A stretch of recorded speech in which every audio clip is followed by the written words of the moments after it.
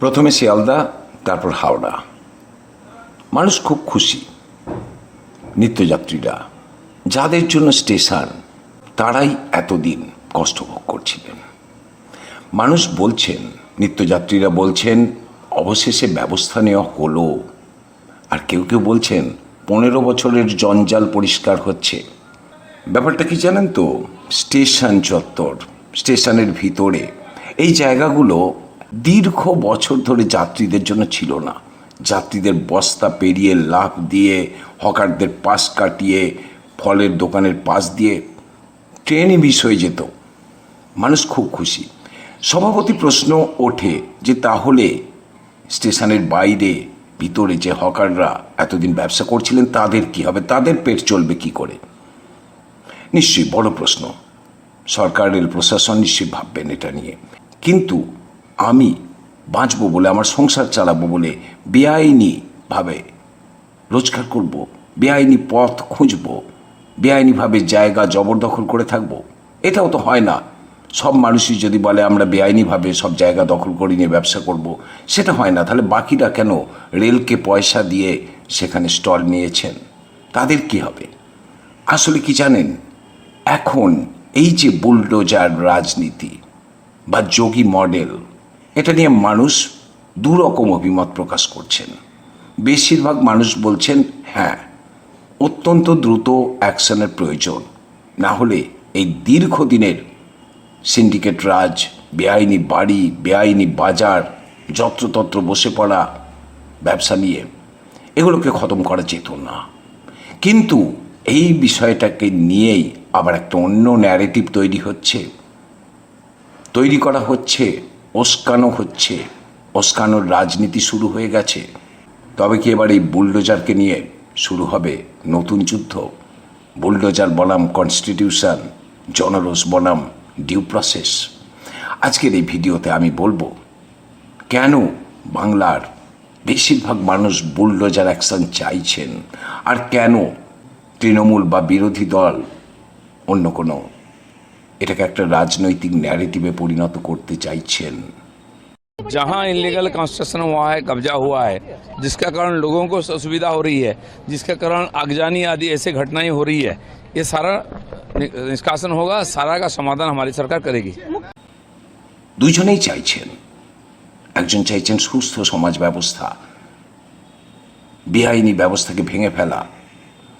আরেক দল একটু ভিন্ন অ্যাঙ্গেলে এটাকে একটা অন্য ন্যারেটিভে পরিণত করার চেষ্টা করে চলেছে। বহু বছর ধরেই আপনারা জানেন যে হাওড়া শিয়ালদা স্টেশন চত্বর জুড়ে কী অবস্থা হয়েছিল। স্টেশনের ছুটে ছুটে যদি আপনি স্টেশনে ঢুকতেন, আপনি তা সত্ত্বেও ট্রেন মিস করতেন, কেননা মাঝখানে আপনি হয়তো ধাক্কা খেয়ে পড়ে যেতেন। হাওড়া স্টেশনে ঢোকার প্রত্যেকটা দিক আপনি চিন্তা করুন কী অবস্থা ছিল। শিয়ালদা স্টেশন দেখুন, ব্যাপক ব্যাপক দুর্ভোগ, যাত্রীদের হাঁটার জায়গা থাকতো না, ছোটা তো দূরের কথা। আর স্টেশন চত্বর ধীরে ধীরে দখল হয়ে যাচ্ছিল। আর তাই হকার উচ্ছেদের পর বহু মানুষ কিন্তু স্বস্তি প্রকাশ করছেন। কেউ বলছেন এখন একটু হাঁটতে পারছি, ছুটতে পারছি, ছুটে ট্রেন ধরতে পারছি। অনেকে বলছেন এতদিন আইন কোথায় ছিল?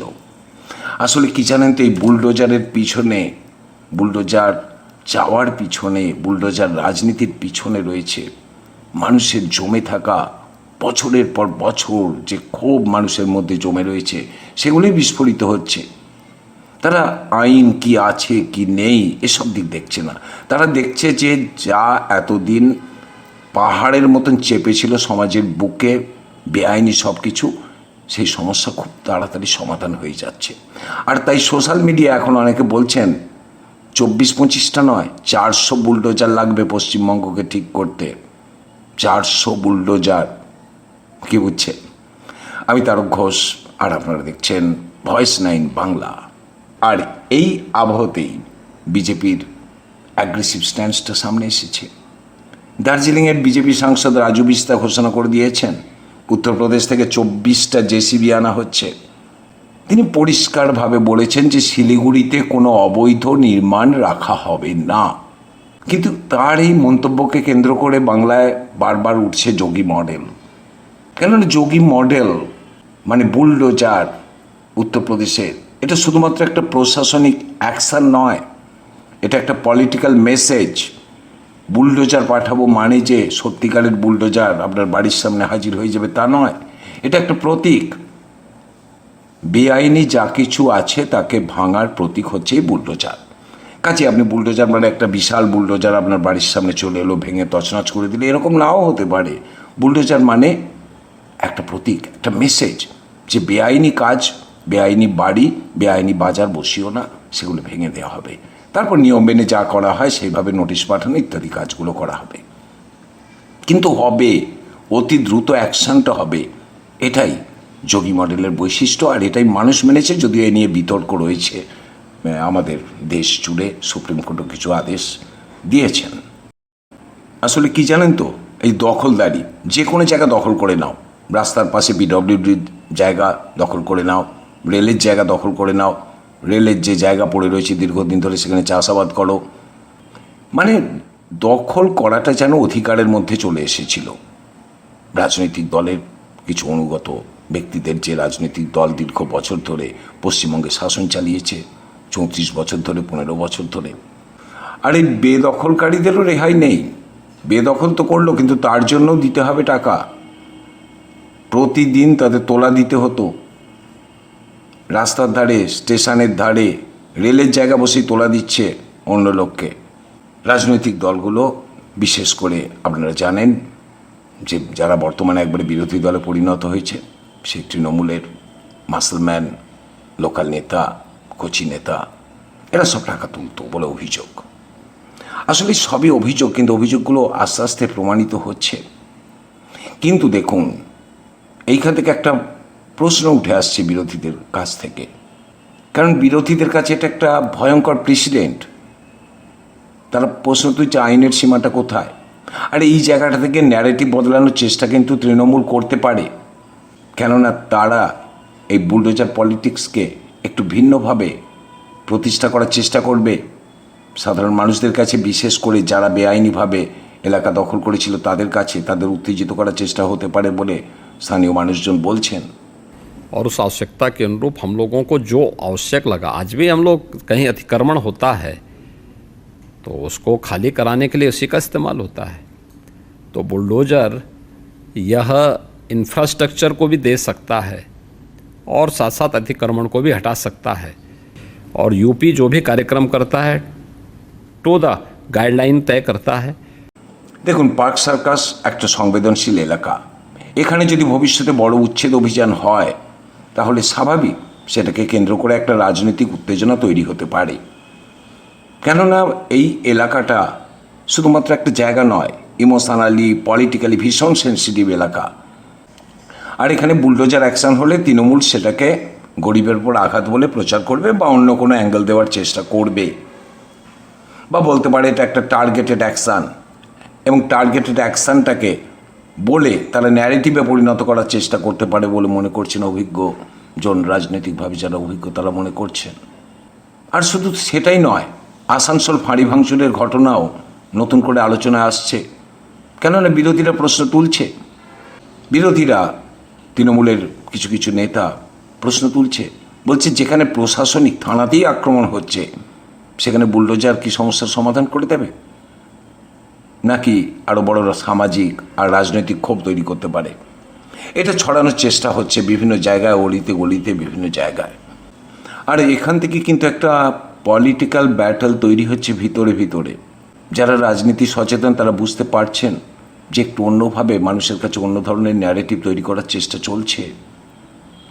তবে একটা বিষয় কিন্তু পরিষ্কার, বাংলার বহু মানুষ কিন্তু এখন অ্যাকশন চাইছে, কেননা বহু মানুষের মনে ধারণা তৈরি হয়েছে দীর্ঘদিন ধরে আইনকে কার্যকর করা হয়নি, অবৈধ দখল হয়েছে, অবৈধ নির্মাণ হয়েছে, লোকাল ক্ষমতার অপব্যবহার হয়েছে, আর এসবের বিরুদ্ধে সময় মতো কোনো ব্যবস্থাই নেওয়া হয়নি। আর সেই কারণে মানুষ বুলডোজার চাইছেন, কেননা বুলডোজার বহু মানুষের কাছে কঠোর প্রশাসনের প্রতীক হয়ে উঠেছে। বিশেষ করে মানুষ যখন নিজের চোখে দেখতে পাচ্ছে রাস্তা খালি হচ্ছে, দখল সরছে, বেআইনি বাড়ি ভাঙা হচ্ছে, হাওড়া শিয়ালদা দিয়ে আবার যাত্রীরা যেতে পারছেন, হাঁটতে পারছেন, ছুটতে পারছেন, ট্রেন ধরতে পারছেন, যাত্রীদের সুবিধে হচ্ছে, মানুষের সুবিধে হচ্ছে, ন্যাচারালি মানুষ তো খুশি হবেই, স্বাভাবিক। কিন্তু এখানে আসছে ভারতের সংবিধান। 2024 সালে সুপ্রিম কোর্ট বুলডোজার জাস্টিস নিয়ে একটা গুরুত্বপূর্ণ পর্যবেক্ষণ দেয়। আদালত জানিয়েছিল পিউনিটিভ ডিমোলিশন অর্থাৎ শাস্তিমূলক যে ভাঙচুর, এটা আইনসম্মত প্রক্রিয়া ছাড়া করা যাবে না। নোটিশ দিতে হবে, শুনানির সুযোগ দিতে হবে, ডিউ প্রসেস মানতে হবে। কেননা আর্টিকেল 14, আর্টিকেল 21 এবং আর্টিকেল 300A নাগরিকদের আইনি সুরক্ষার কথা বলে। অর্থাৎ কেউ অবৈধ নির্মাণ করলে ব্যবস্থা নেওয়া হবে, ছাড় পাবে না, কিন্তু সেই ব্যবস্থাটাও আইনের মধ্যে থেকেই করতে হবে। কেননা আইন ভেঙে আইন প্রতিষ্ঠা করা যায় না। আর এই জায়গা থেকে বাংলার রাজনীতি একটা নতুন মোড়ে এসে দাঁড়িয়েছে। ভালো করে ভাবুন আপনারা, নিঃসন্দেহে যে অ্যাকশনগুলো নেওয়া হচ্ছে প্রয়োজন ছিল।